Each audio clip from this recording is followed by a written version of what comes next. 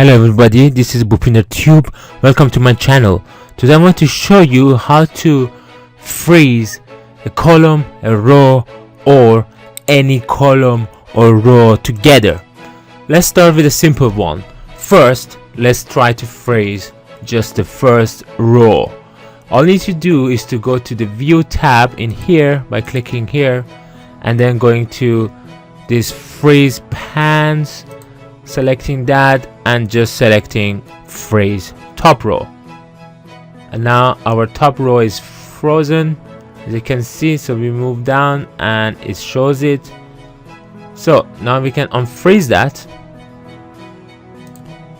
by clicking on the freeze pans and then clicking on freeze pans. Now it's back to normal.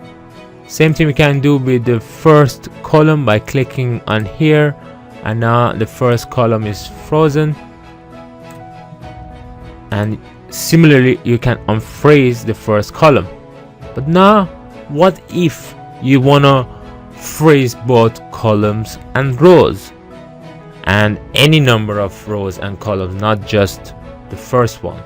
It's pretty simple, guys. All you need to do is to click a cell from where you don't want it to be frozen anymore.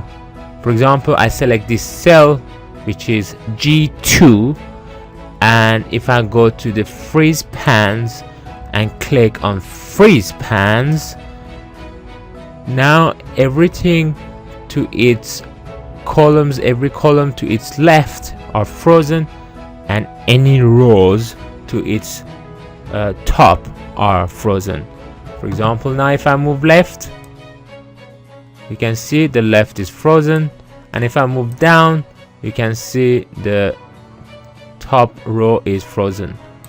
So in this way you achieve all what you wanted in both rows and columns, which I find it really useful, especially for such a Gantt chart that we have developed.